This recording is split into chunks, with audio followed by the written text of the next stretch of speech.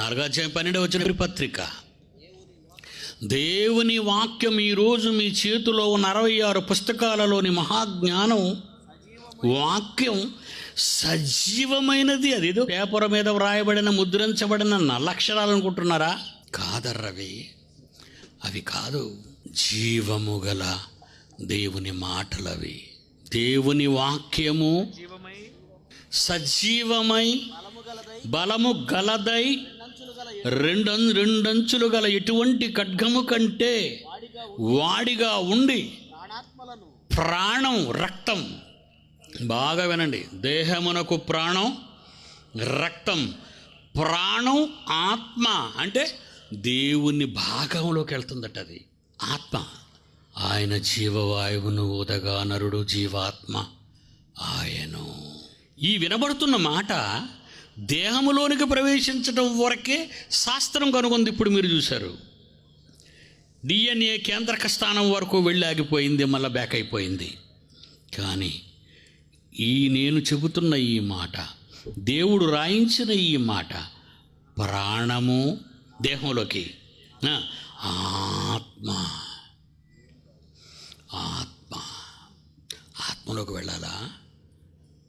ఆత్మలోకి వెళ్ళాలి. ఏమంటున్నాడండి శరీరం గురించి, ఆత్మ గురించి ఏమన్నాడు? యోహాను సువార్త 6:63 అది ఆత్మయే జీవింపజేయుచున్నది, శరీరము కేవలము నిష్ప్రయోజనం. ఆత్మయే 6:63 యోహాను సువార్త. ఆత్మయే జీవింపచేయుచున్నది, శరీరము కేవలము నిష్ప్రయోజనం. నిష్ప్రయోజనం అంటే మీరు దానిని నిష్ప్రయోజనముగా చేసేశారు. మీరు దాన్ని, దేవుని మాటలు మీ శరీరంలో నుంచి మీ ఆత్మలోనికి ప్రవేశిస్తున్నాయి. ఇంకెక్కడికి వెళ్తున్నాయి చూడండి. ఈ మాటలు మీ ప్రాణములోనికి, మీ ఆత్మలోనికి, శరీరములో ఏ ఏ భాగాలలోనికి వెళ్ళి ఏమి చెయ్యబోతున్నాయో మీకు చెప్తున్నాడు ఆయన.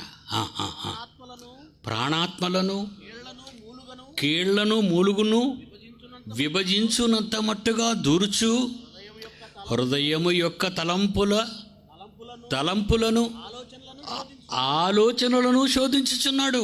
ఆయన దృష్టికి కనబడనిదంటూ ఏదీ లేదు. అంటే ఈ వాక్యము మీ ఆలోచనల్లో కూడా ఎందుకు వెళ్ళిపోయిందంటే, నువ్వు మారాలి నాన్న అని చెప్పటానికి. ప్రాణంలోకి వెళ్ళింది, ఆత్మలోకి వెళ్ళింది, మూలుగులోనికి వెళ్ళింది, ఏమండి మళ్ళీ చదువునా, కీళ్లలోనికి వెళ్ళింది.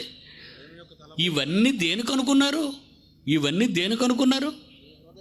నీ హృదయము యొక్క తలంపులలోనికి వెళ్ళి నీ తలంపులన్నీ మార్చి సర్ప సంతానముగా ఉన్న నిన్ను దేవుని సంతానముగా మార్చటానికి అనుదినము ఈ మాటలు మీలో ప్రవేశిస్తూనే ఉన్నాయి. ఆ పనిలో ఉన్నాడండి ఆయన. రోమపత్రిక. అందువలన దేవుని పిల్లలారా, దేవుని సంతానమని పిలువబడడానికి ఇష్టపడుతున్న వారులారా, దేవుని సంతానముగా జీవించడానికి భూమి మీద మీ ఇష్టాన్ని, మీ అంగీకారాన్ని తెలిపిన వారులారా, ఈ మాట వినండి. మీ అవయవములను అంటున్నాడు. దేనికి వాడమంటున్నాడు చూడండి అక్కడ. రోమపత్రిక 6:13 మీ అవయవములను దుర్నీతి సాధనాలుగా పాపమునకు అప్పగింపకండి. చేయబెట్టింది, కళ్ళతో చూసింది ఆ రోజు పండుని మన తల్లి. అది కళ్ళకు రమ్యంగా కనిపించింది, మాయ చేసింది.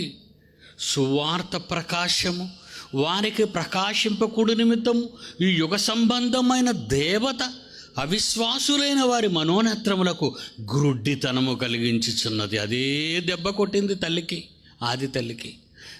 ఆ పండును చూసినప్పుడు ఎలా కనిపించిందట? కన్నులకు రమ్యమైనదిగా ఆ పండును తెంచింది, తిన్నది.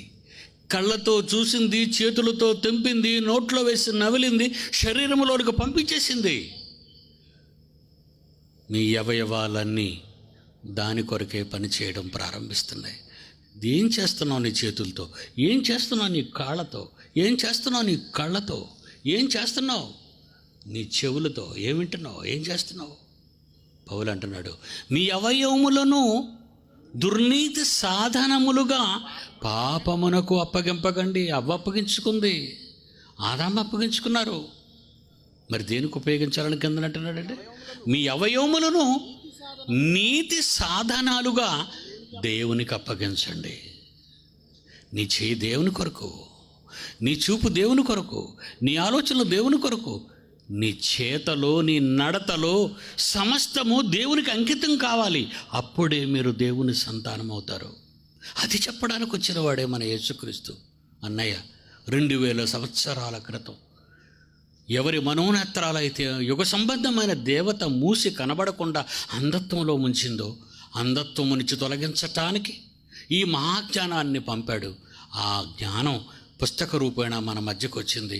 అది ఈ నేత్రాలతో చదివి ఈ శరీరంతో నిజంగా మనం దేవుని కొరకు జీవించగలగాల, లేక దుర్నీతి సాధనాలుగా ఉపయోగిస్తారా?